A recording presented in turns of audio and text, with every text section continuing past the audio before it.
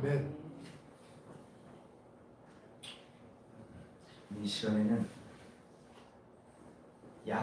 약한 데서 온전하여 짐이라 말씀의 한 단락을 이렇게 인용해서 제목으로 약한 데서 온전하여 짐이라 라는 제목으로 나누는 시간을 갖도록 하겠습니다.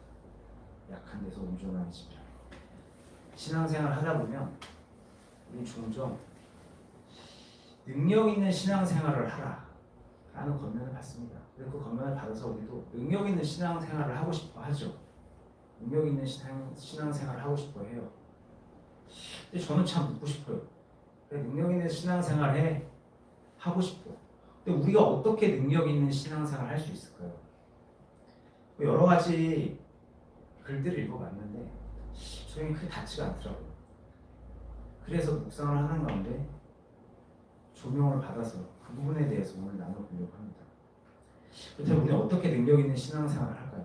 어떤 분들께서는 능력 있는 신앙생활을 하시기 위해서 능력이 있다는 기도원에 가서 금식을 하며 기도를 하시기도 합니다. 또 어떤 분들은 기름 부음이 넘치는 어떤 은사 집회나 이런 데 가서 임파테이션을 받고 기름 부음을 받으시려고 하시기도 하죠. 또 어떤 분들은 교회 이곳저곳에서 막 헌신을 합니다. 몸을 부수는 헌신을 하시면서 하나님의 능력을 좀 경험하고자 하시기도 해요. 또 어떤 분들께서는 극단적인 경건주의 생활을 하시면서 나를 막 치고 괴롭게 하면서 막 이렇게 너무나도 열심히 너무나도 깨끗이 살려고 노력하시면서 하나님의 능력을 경험하시려고 합니다. 이게 다 나쁘다고 말씀드린 건 아닌데요. 베드로 사도는 사도행전에서 이런 이야기를 합니다. 사도행전 3장 12절에 제가 읽어볼게요. 사도행전 3장 12절. 베드로가 이것을 보고 백성들에게 말하되 이스라엘 사람들아 이 일을 왜 놀랍게 여기느냐. 우리의 개인의 권능과 경건으로 이 사람을 걷게 한 것처럼 왜 우리를 주목하느냐. 베드로 사도가 성전 미문에 앉아서 구걸하는 그 사람, 나면서부터 걷지 못하는 그 사람을 기도와 선포 가운데 이렇게 세우는 역사가 있었죠. 이걸 보고 사람들이 베드로 사도를 집중하니까 베드로 사도가 이렇게 얘기했던 겁니다. 왜 이걸 놀랍게 여기냐? 왜 나의 권능과 경건으로 이 사람을 걷게 한 것처럼 왜 나를 집중하느냐? 우리를 주목하지 마라. 그렇다면 베드로 사도를 통해 일어난 이 놀라운 능력의 사건은 무엇으로 이루어졌을까? 같은 장의 사도행전 3장 6절 제가 읽어볼게요. 베드로가 이르되 은과 금은 내게 없거니와 내게 있는 것을 내게 주노니 나사렛 예수 그리스도의 이름으로 일어나 걸으라 하고. 무엇으로 기적이 일어났죠? 나사렛 예수 그리스도의 이름으로 기적이 일어났습니다. 결국 우리 베드로 사도의 고백을 통해서 우리 기독교의 신앙의 능력은 그리스도의 이름에 있다는 것을 우리는 알 수 있죠. 그리스도의 이름에, 그리스도 안에, 그리스도의 이름 안에 있는 거예요. 제가 단언하며 말씀드릴게요. 우리 기독교 신앙은요, 우리 기독교 신앙의 능력은요, 다른 곳에 있는 것이 아니라 어떤 특별한 행위에 있는 것이 아니라 오직 나사렛 예수 그리스도의 이름에 있습니다. 그렇다면 어떻게 나사렛 예수 그리스도의 이름, 예수 그리스도의 이름에 어떻게 능력이 있게 됐던 걸까요? 그 이유는 빌립보서 2장 9절에서 10절에 기록되어 있어요. 빌립보서 2장 9절 10절에 그냥 제가 정리해서 말씀드릴게요. 하나님께서 예수 그리스도를 지극히 높이시면서 모든 이름 위에 뛰어난 이름을 주십니다. 그렇게 모든 이름 위에 뛰어난 이름을 주시면서 어떻게 하셨냐? 하늘에 있는 자들과 땅에 있는 자들과 땅 아래에 있는 자들 모두가 그 이름에 무릎 꿇게 하셨어요. 쉽게 말해서 예수 그리스도의 이름은 보이는 세계나 지금 눈에 보이는 세계나 보이지 않는 세계의 모든 존재들이 무릎 꿇어야만 하는 이름으로 하나님께서 만들어 주셨다는 거예요. 그 이름 자체가 하나님께서 그렇게 만들어 주셨어요. 예수님을 높이시면서 모든 이름 위에 뛰어난 이름을 주시면서 이 예수 그리스도의 이름 앞에 너희들 모두 무릎 꿇어라. 하나님께서 정하신 거예요.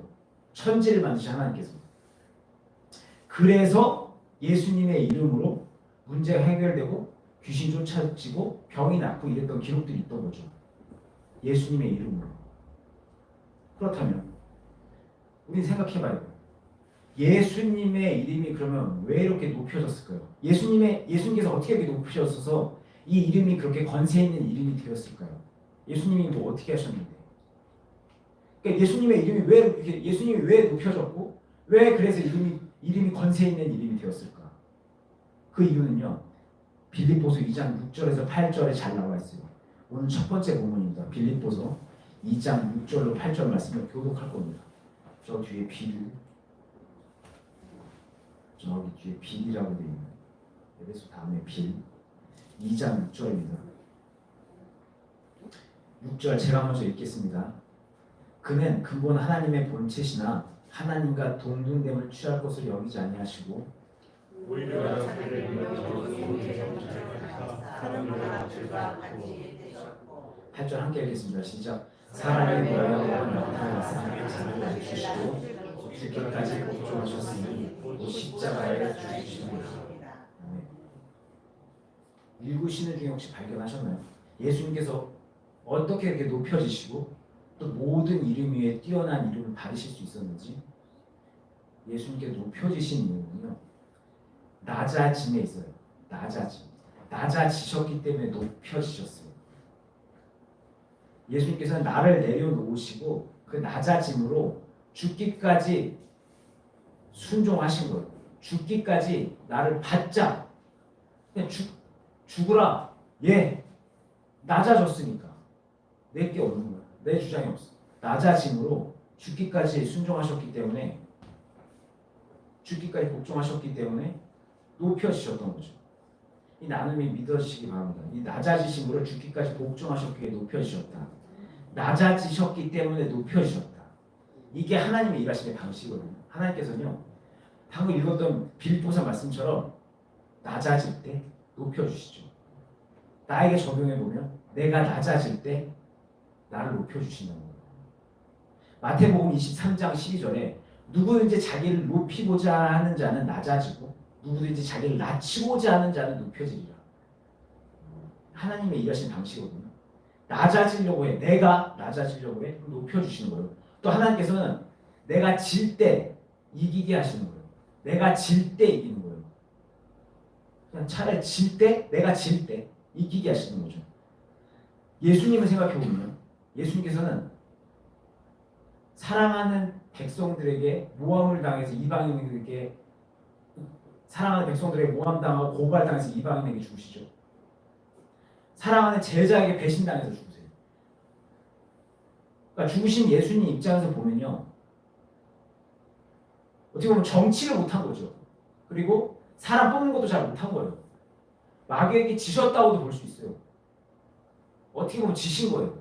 그런데 주님께서 그 패배로 보이는 그 쓰리쓴 십자가로 영원한 승리를 얻으셨죠. 졌어. 외적으로는 난 진 거야. 다 잃은 것 같아. 손해본 것 같아. 근데 하나님께서는 그것을 통해서 이기게 하신다는 거야. 당장 뒤집어? 그건 아니더라도 돌려서 보니 내가 이긴 거야. 또 하나님께서 내가 버릴 때 부욕해 하시죠.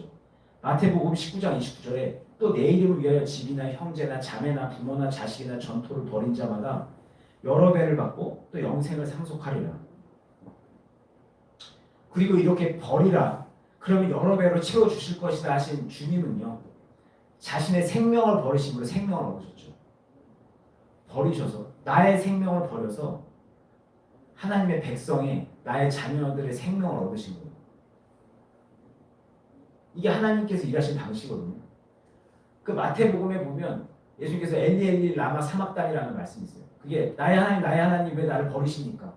하나님께서도 독생자이신 예수님을 버리심으로 생명을 얻으신 거거든요. 하나님 나라 일하시는 방식이에요. 버림으로 얻으시는 거예요. 요한복음 12장 24절 내가 진실로 너에게 이르노니 한 알의 밀이 이 땅에 떨어져 죽지 않으면 한 알 그대로 있고 내가 안 죽으면 난 그대로 있어. 하지만 죽으면 많은 열매를 맺게 된다. 그냥 내가 나를 지켜. 그러면 그냥 그대로 있는 거예요. 죽어야지 열매가 생기기 시작해요. 이것이 하나님 일하시는 방식이죠. 보이시죠? 하나님 일하시는 방식. 나가 낮아지고 또 패배하고 버릴 때, 한마디로 말하면 내가 약해질 때 나를 높이시고 나로 이기게 하시고 나를 부욕해 하시는 거죠. 이게 방식이에요. 나의 자아가 내 거가 약해질 때, 내 목이 꺾일 때 나를 통해서 일하신다. 그래서 바울 사도는 고린도후서 12장 9절에서 이렇게 말합니다. 오늘 두 번째로는 고린도후서 12장 9절. 고린도후서, 저 고후라고 썼는데 이제 고린도후서입니다. 고린도후서 9장, 아니 12장 9절. 고린도후서 12장 9절. 자연주니까 읽겠습니다. 시작. 나에게 이르시기를 내 은혜가 내게 족하다. 이는 내 능력이 약한 데서 온전하게 진리라. 그러므로 도리어 크게 기뻐함으로 나의 여러 약한 것들에 대하여 자랑하리라. 이는 그리스도의 능력이 내게 머물게 하려 함이라. 바로 사도가 말했죠. 내가 나의 이 병으로 인해서, 내 삶의 이 시련으로 인해서 오늘 이 연약함을 오히려 난 기뻐하고 자랑해. 왜냐하면 이 약함을 내가 기뻐하고 자랑해서 붙잡아서, 이 약함의 상태를 내가 계속 붙잡아서 그리스도의 능력이 내게 머물게 하기 위해서야. 내 이 약한 상태를 내가 붙잡아서 그리스도의 능력이 내게 머물게 하기 위해서야. 그래서 나는 그래서 이 시련을 기뻐해. 이 아픔을 기뻐해. 사실 오늘 뒷부분도 읽으려고 했는데 이게 안 읽었는데 그냥 제가 읽어볼게요. 12장 10절 바로 이어지는 10절에 보면, 그러면 내가 그리스도를 위하여 약한 것들과 능력과 궁핍과 박해와 공고를 기뻐하노니 이는 내가 약한 그때의 강함이라. 그래서 내가 아픔을 기뻐하는 거예요.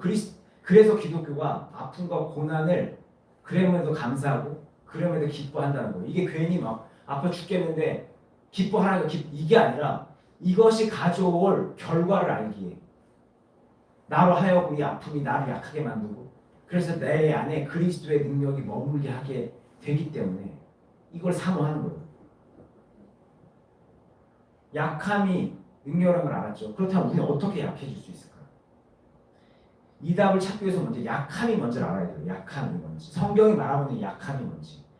신약 성경의 약함은요, 헬라어로 아스데네이아라고 하는데, 이 아스데네이아가 대표적인 모습이 어떤 모습이냐면 병을 앓는 육체의 모습이에요. 그러니까 병 걸려서 몸이 엄청 아픈 상태인 거예요. 힘이 없어. 너무 아파. 어떤 상태인지 상상해 가시죠? 병 걸려서 약해진 모습. 그게 아스데네이아예요. 그러면 그래서 신약 성경은 이 약함을 표현할 때 질병이라고도 표현을 합니다. 또 질병에 쉽게 드는 육신을 얘기할 때도 약함이라고 표현해요. 그렇다면 약하다는 말이 질병과 연관이 있네, 아픔과 연관이 있네. 그렇다면 우리가 약해지기 위해서는 병 걸려서 아프면 되나? 성경이 요구하고 있는 건 병 걸려서 아프라는 얘기인가요? 물론 몸이 아프면요, 우리 분명 약해지겠죠. 몸과 마음이 다 약해질 겁니다. 그런데 성경은 또 이렇게도 얘기해요. 이 약함, 아스데네이아를 이렇게 표현합니다. 의미를 좀 확장해서 죄의 권세에 굴복한 육신을 얘기해요. 죄의 권세에 굴복한 육신을 가진 약한 인간의 모습.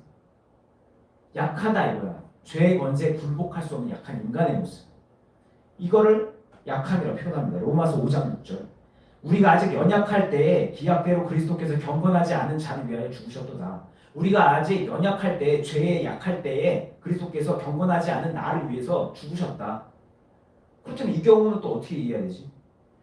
약함은 죄에 굴복한 상태를 약함이라고 한다면, 그럼 죄 많이 지면 우리 더 약해지나?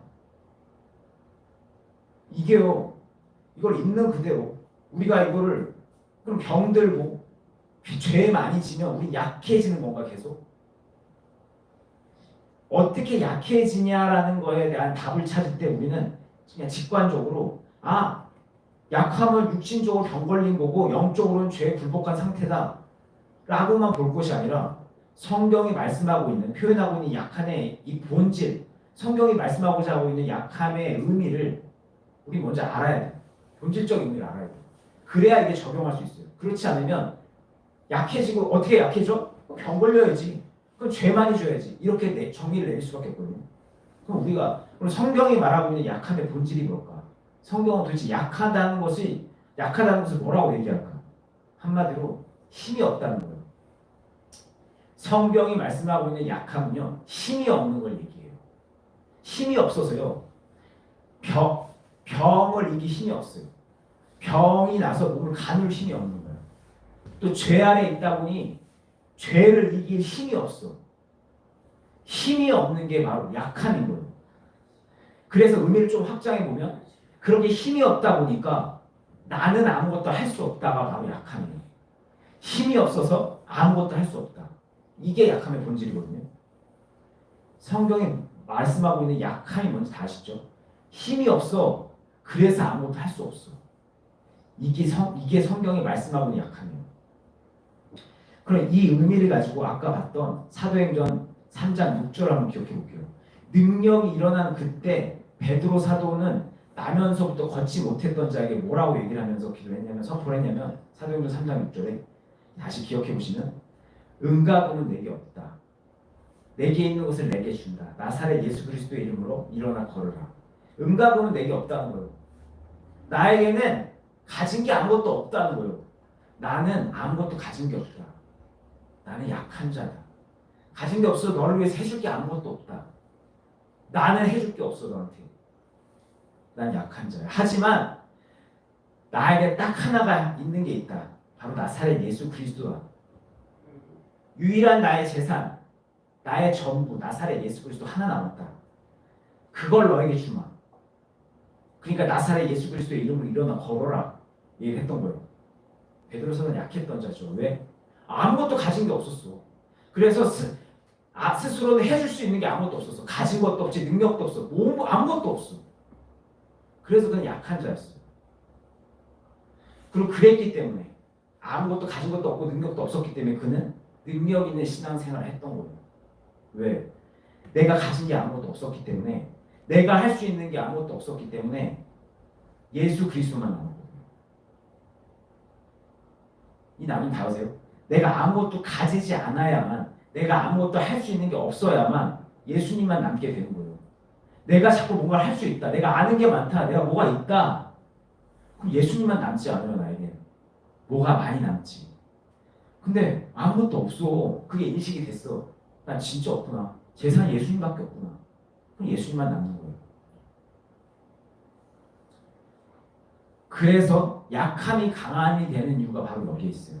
내가 약할 때, 내가 아무것도 가진 게 없을 때, 내게 아무 힘이 없을 때, 내 안에 예수님만 남게 되고, 그렇게 예수님만 남게 되니까 예수님께서 마음껏 일하실 수 있게 되고, 그럼 나를 통해서 예수님이 일하시게 되는 거죠. 여기까지. 성경이 말씀하고 있는 약함이 뭔지, 그리고 약함이 왜 강함이 될 수밖에 없는지 다 아시죠? 우리 여기까지 해서 약함이 뭔지와 약함이 왜 강함이 될 수밖에 없는지를 알아봤습니다. 그럼 지금부터 우리는 약함의 이 의미를 붙잡고 우리가 어떻게 약해질 수 있는지 답을 찾아가 볼 거예요. 자, 지금부터 이제 답을 찾아가 볼 건데, 성도님들께서 사람이 언제가 제일 약하다고 생각하세요? 언제가 제일 약할까?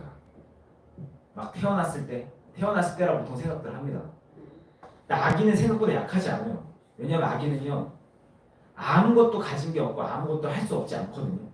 아기는 기본적으로 생존을 위한 생존 반사들이 있어요. 아기는 그리고 그 생존 본능 반사들과 함께 생명력을 갖고 살려고 뭔가를 합니다. 아기는 기본적으로 그걸 갖고 태어나요. 그래서 아기는 아무것도 갖지 못했고 아무것도 할 수 없지 않아요. 그렇다면 뭐 사람이 그럼 언제 가장 약할까? 저에게 닿기로는요, 약해지고 약해져서 아기와 같이 생명을 유지하려는 힘까지 다 사라졌어. 진짜 아무것도 할 수가 없어. 어떤 생존 본능도 없어. 생명력도 없어. 바로 죽었을 때라고 생각을 합니다. 죽었을 때 우리는 가장 약한 거예요.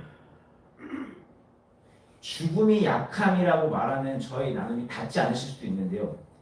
약함이 갖는 본질적 의미를 생각해 보면 아무것도 가진 것도 없고 아무것도 할 수 없다는 걸 볼 때 또 그리스도인들은 죽음이 끝이 아니죠. 죽음이 끝이 아니고 죽음과 함께 부활의 삶을 살 수 있다는 걸 생각해 볼 때 우리는 약함의 종착역이 죽음이라는 걸 알 수 있어요. 약함의 끝은 죽음인 거예요. 약해지고 약해져서 약해지면 죽음으로 가는 거죠. 그래서 하나님의 능력이 가장 크게 나타날 때가 언제냐? 바로 내가 죽었을 때예요. 어마어마하게 능력을 임파테이션 받았을 때가 아니라 내가 죽었을 때. 기도원에서 빡세게 목이 터져라 기도했을 때가 아니라 내가 죽었을 때예요. 우린 여기까지 나눔을 통해서 능력 있는 신앙생활을 살기 위해서는 능력을 받으려고 여기저기 다니고 애쓰고 열심을 쓰는 게 아니라 죽어야 한다는 걸 알았죠. 우리가 어떻게 죽을 수 있을까? 죽음을 소유하는 방법에 대해서는 지난 시간에 나눠봤습니다. 이것도 나누면 또 내용이 길어지니까 지난 시간 나눔을 생각해 보시면서 우리가 어떻게 믿음으로 죽음에 이를 수 있는지를 한번 알고 싶으시면 참고해 보시면 될 것 같아요. 그래서 이제 말씀을 마무리하며 권면을 드립니다. 우리는요 능력 있는 신앙생활을 꿈꾸죠. 예, 능력 있는 신앙생활을 하고 싶어요. 그리고 오늘 나눔을 통해서 우리는 능력 있는 신앙생활은 어딘가로 가서 또 누군가로부터 어떤 특별한 기름 부음을 얻고 또 어떤 특별한 열심을 내서 또 혹독한 경건 생활로 이루어지는 게 아니라 약함으로 이룰 수 있다는 걸 알았어요. 약해져야 이룰 수 있다. 그리고 약함의 의미를 짚어보다 그 약함의 끝이 죽음이라는 것도 알았습니다. 그리고 우리 이 사실을 통해서 우리 능력 있는 생활을 위해서 우리의 능력 있는 생활은 바로 나의 죽음에서부터 시작된다는 걸 알았어요. 이 시간 권면을 드립니다. 삶의 문제에서 자유로운 능력 있는 생활을 하고자 하신다면 죽으시면 됩니다. 예, 죽으시면 돼요. 그리고 그 죽음 안에서 낮아지시고 또 지시고 이기려고 하는 것보다 그냥 차라리 지고 하나님께 맡기는 거죠. 지고 바닥바닥 싸워서 이기기보다 지고 버리시고 손을 놓으시고 하시면서 아버지가 높여주시고 아버지께서 이기게 해주시고 갚아주시고 채워주시는 거를 한번 경험해 보시기 바랍니다. 그럼 딴 게 아니라 그게 능력 있는 생활이에요. 그리고 그렇게 능력 있는 생활을 하게 되면 삶의 기적은 자연스럽게 일어납니다. 초능력을 받으려고 하는 게 아니라 그렇게 살아가다 보면 필요하면 기적이 일어나는 거예요. 오늘 나눔은 여기서 마치도록 하겠습니다.